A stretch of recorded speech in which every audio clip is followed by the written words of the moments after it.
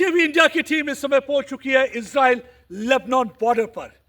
यह कहना बिल्कुल भी गलत ना होगा कि यह सबसे डेंजरस इलाका इस समय वेस्ट एशिया का। कोई भी क्षण यहां नहीं गुजरता जब रॉकेट दोनों तरफ से फायर नहीं किए जाते, या तो बैलिस्टिक मिसाइल फायर किया जाता या एयर स्ट्राइक की जाती है। मेरे पीछे लेबनान का इलाका है।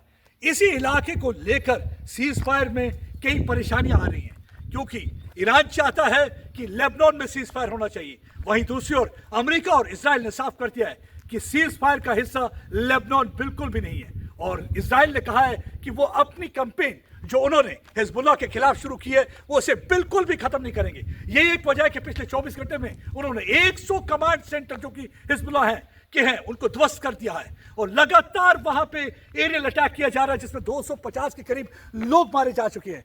इस पर ईरान ने काफी नाराजगी जताई है। ईरान ने कहा है कि जैसे जैसे आप हमले करते जाएंगे हम सीज फायर में बैठक में नहीं बैठेंगे, हिस्सा नहीं लेंगे, वो हम इसमें डायलॉग प्रोसेस में हिस्सा बिल्कुल नहीं लेंगे। आपको मैं दिखाता हूं, आप देखिए सरहद के दो रुख, इस पहाड़ी पे नजर मारेंगे तो आपको ये खूबसूरत मकान नजर आएंगे, और ये जो खूबसूरत मकान इस सरहद पर है ये बिल्कुल खाली है।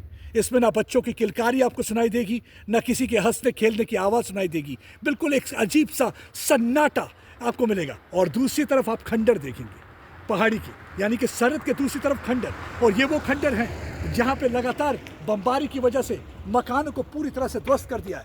वहाँ भी रहने वाला कोई नहीं है। और आसमान पर आप देखेंगे जो बादल नजर आ रहे हैं, यही वो बादल हैं जो मंडरा रहे हैं इस समय सीज फायर पर, क्योंकि कोई भी देश जो है मानने को तैयार नहीं है कि लेबनान पे सीज फायर होना चाहिए। सिर्फ पाकिस्तान कह रहा है और ईरान कह रहा है और लेबनान कह रहा है।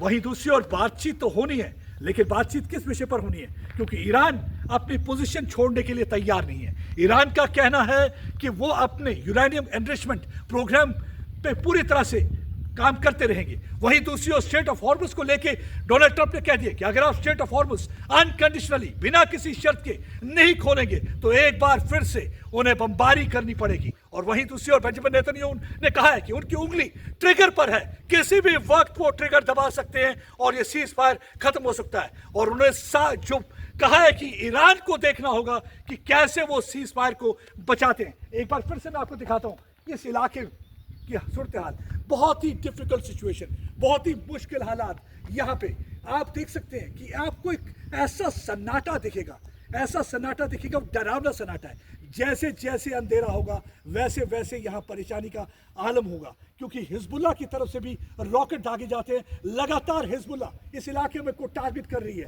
ये एक वजह है कि इजराइल भी वहाँ पे धमाके करके हिजबुल्लाह को पूरी तरह से खत्म करने की कोशिश कर रही है, उनके सारे कमांडर्स को मारने की कोशिश कर रही है, क्योंकि उनको लगता है कि अब नहीं तो कभी नहीं। प्रदीप दत्ता, एनडीटीवी इंडिया के लिए।